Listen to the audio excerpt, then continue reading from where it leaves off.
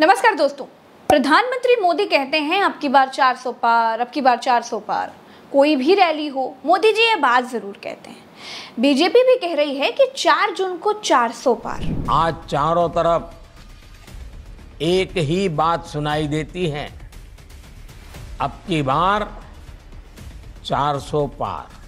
दोस्तों, जो अच्छा क्रिकेटर होता है ना, वो कभी चिल्ला चिल्ला कर मैदान में नहीं जाता है कि वो सेंचुरी मारेगा या नहीं मारेगा। वो तो बस अच्छा खेलने के लिए जाता है और खेलता भी है। स्कोर तो बात की बात है, लेकिन मोदी जी पहले स्कोर बताते हैं, फिर मैदान में उतरते हैं। मोदी जी के इसी नारे पर कांग्रेस चुटकी ले रही है। कांग्रेस के नेता जयराम रमेश ने कहा कि ये नारे हवा हवाई हैं, इनमें कोई दम नहीं है। जयराम रमेश ने बीजेपी को उसके पुराने कई नारे याद दिलाए, जैसे मोदी जी के अपने गुजरात में 2017 का विधानसभा चुनाव था। मोदी जी तब भी देश के प्रधानमंत्री थे। नारा दिया गया अब की बार 150 पार, लेकिन गुजरात में खींच खांच के सीटें आई 99, शतक भी नहीं आया। 2018 का चुनाव याद करिए, छत्तीसगढ़ में विधानसभा चुनाव था। बीजेपी ने नारा दिया अब की बार 50 पार, लेकिन सीटें मिली कुल 15। 2020 में दिल्ली के चुनाव में भी बीजेपी ने 45 सीटें जीतने का ऐलान कर दिया, लेकिन सीटें दहाई में भी नहीं आई, सिर्फ 8 विधायक बने। तमिलनाडु के चुनाव में भी बीजेपी ने 118 सीटें जीतने का ऐलान कर दिया था, लेकिन जब रिजल्ट आया तो सिर्फ 4 सीटें मिली। कांग्रेस इन्हीं तमाम रिजल्ट्स के आधार पर दावा कर रही है कि बीजेपी जो कहती है उसका उल्टा ही होता है। अब यूपी में ही बीजेपी के बहुत से नेता 80 में 80 मिलने की बातें कर रहे हैं, लेकिन 2014 में उत्तर प्रदेश में 71 सीटें ही मिली और 2019 में तो 62 ही रह गई।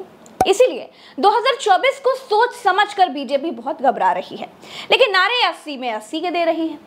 आरएसएस के एक इंटरनल सर्वे में बिहार में बीजेपी को 10 से भी कम सीटें मिल रही हैं, लेकिन बीजेपी के नेता 40 में से 39 सीटें जीतने का दम भर रहे हैं।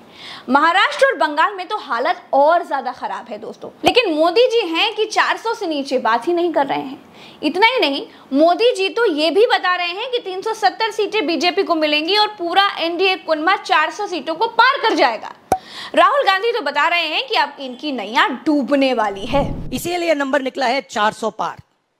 इसलिए ये महाराष्ट्र में हमारे नेता ले जा रहे हैं, हरियाणा में सब जगह हमारे नेता ले जा रहे हैं, क्योंकि इनको लग रहा है कि भैया अगर 400 पार नहीं 180 हो गई, 160 हो गई, 140 हो गई तो नैया पार हो जाएगी। अब पता नहीं मोदी जी के पास कौन सा फॉर्मूला है, किस तरह वो सीटें जोड़ रहे हैं, क्योंकि बिहार से लेकर बंगाल तक और साउथ में भी बीजेपी की हालत तो बहुत ज्यादा खराब दिखाई दे रही है।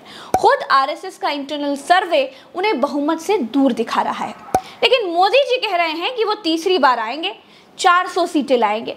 अब ये तो वो ही जाने।